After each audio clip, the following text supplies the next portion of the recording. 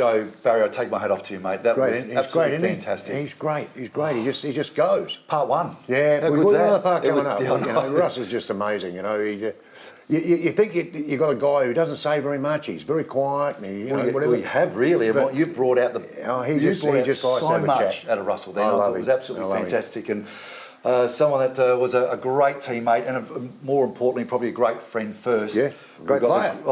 The great Maxie James, one of my favourite all-time players. I feel honoured, Maxie. I really do. I know you sit there going, really, but when you're 12, 13, 14, and you're at your prime of your game, and I'm standing in the grandstand just saying, Maxie James, Brian Cunningham, Russell Ebert, Brucey Light, Tony Giles, Timmy Evans, Daryl Cale. First of all, what a team that you played for. Yeah, I was very fortunate to play with all of those, and thank you for those kind words. Yeah, was he the best? Maxie? Unbelievable. Russell Ebert the best? He's certainly the best player that I've ever played with, and I say that quite openly. I've seen other great players. It's hard to compare great players of different eras and in different positions, but no question he's the best player that I've ever played with. Do you know, it's funny, blokes like Maxie and I'll say probably Greg Phillips is another one and all that, these guys that played with Russell, had Russell not been there, how big a names would they have been? I mean, because really, people go to watch Russell Ebert, then all of a sudden you've got a bloke like Maxie James taking hangers up one end, and you sort of, you're expecting that, but then you go, well, come on, Maxie, you get it down to Russell Ebert. So you played in a great era, but all the accolades, and quite rightly so, I suspect, because he was an unbelievable player, sort of went to Russ. But you cannot forget players like Max and these guys who were out and out great players in their own right. Did you get caught watching some of the stuff Russell, you're centre forward, when ready to get your next big mark, and you see something that's really special that Russell has done, and you're going, oh, wow, that was pretty special. Everything Russell did was special. Yeah. He just made something that might have been sort of normal or mundane. He made it look special. But the things that I noticed with Russell were not the marks and kicks and handballs he got, but were the little things, the block, the arm across someone, the tap out.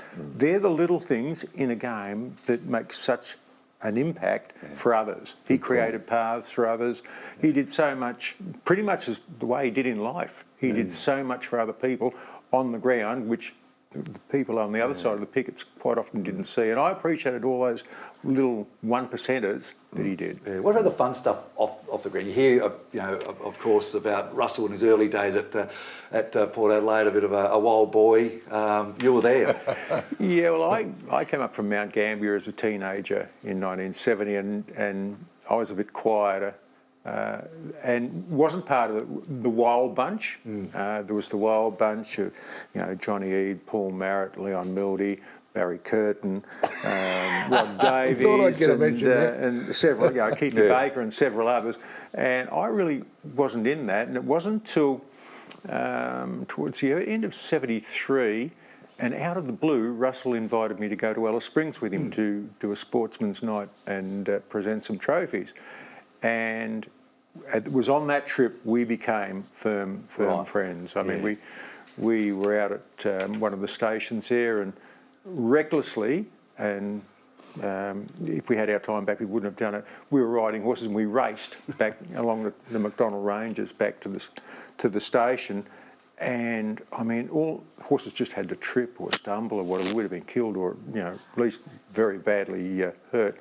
And that's the only time that I think Russell ever put himself at risk. Even when we'd go water skiing, because I'd holidayed with him a lot, he would not let me try barefooting. He said, no, you're not doing that, because if you come a crop with barefooting, you do a knee. No, do that after you finish playing football. He was ultra conservative, and I've never met anyone so professional that after a game, you might have a couple of beers and some dinner, he'd go back to his place and put ice on his, pack himself in ice or those sort of things to make sure he would be ready for next week. It's amazing, isn't it, Max? Because he's one of the first ones ever to do that, wasn't he? So and that would have rubbed off.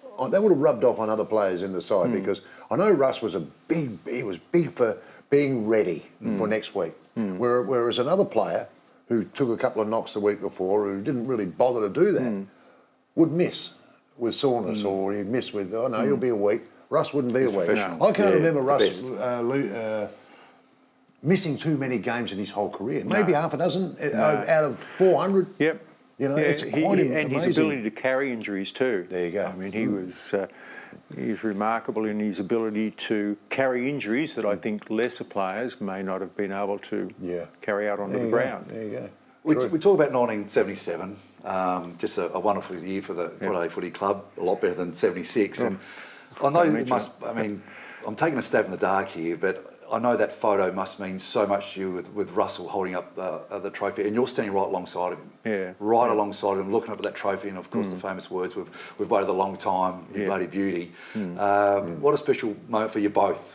You know, next. You know, yeah, it was, because we were a very, very good side, and we seemed to be, we'd go out in the preliminary finals, just kept beaten by narrow margins in the preliminary finals, and of course then, you know, 71 we lost, 72 we lost, 76 was just unbelievable, that game. Tell me about it. 77 we finally won, and it was just such a huge relief. And I sat next to Russell that night at of all things, the Finsbury Hotel. Imagine that, winning a premiership these days. Go to the Finsbury. And having a premiership dinner. I think Bobby Philp might have had something to do with that.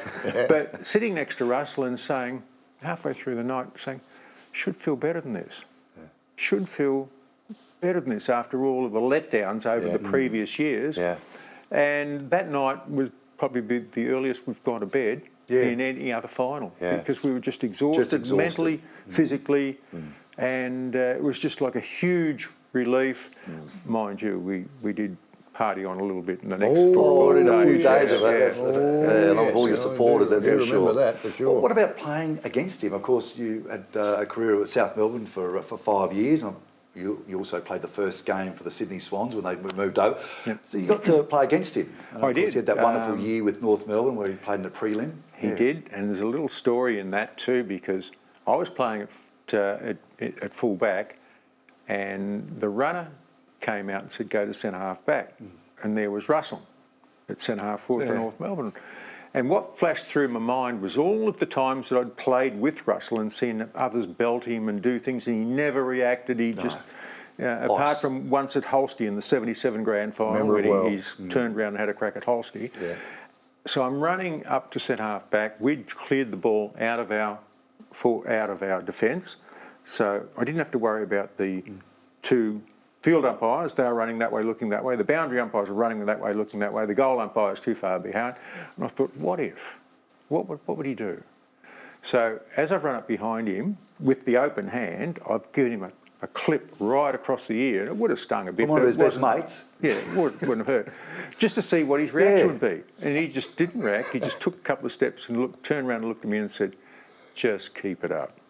And I've just grabbed him and said, Russ, it's me. I just want to see what you... And he's grabbed his arm away and said, just swear, keep it up. I said, oh, okay. So I played on him for the rest of the game, and normally I'd be more attacking in defence. I just played a negative game to make sure he didn't have any influence. He really didn't have any influence on the game. I didn't have any influence on the game. I think you'd probably call it a 0-0 draw if it was a soccer game. But then after the game, shook hands, he's grabbed me and punched me in the arm and said, don't you ever do that to anyone ever again, which I didn't. And then at the aftermatch, back in those days you'd have a drink with the opposition and their wives and girlfriends. Gone in there and talking with Russ, having a beer, and Diane came up and said, I saw what you did to Russell. So I'm in trouble again. Now, of course, you came back to Port Adelaide and played another season and a grand final with, I think it was back in 84. That would have been nice to play, you finish off your career with your best mate. It was just such a disappointing day. It was a great grand final. Full credit to Norwood. They'd come from fifth, and they were a great side as well. And it was a hard, tough, physical game. But that would have been the icing on the cake. Unfortunately, it didn't happen, and we move on. Maxie, thanks so much for joining us on the Russ Leavitt sort of tribute show. And it's been a real honour to hear some of your stories, and for me to interview one of my favourites. Now, Really. just one thing too, the book's coming out shortly, so I'll give that a plug. Yeah. There's his family, his son Ben has produced a book, and that'll be coming out. That was hoped to be out by Father's Day, but that won't happen now. But it'd be a great present for people to buy for their dads, brothers, Yeah, sons, that's a and big- whatever yeah. at Christmas. So That's a big- keep an eye out for that. Good on We you, certainly mate. will. Good on you. Thanks, Maxie, and we'll be back after the break.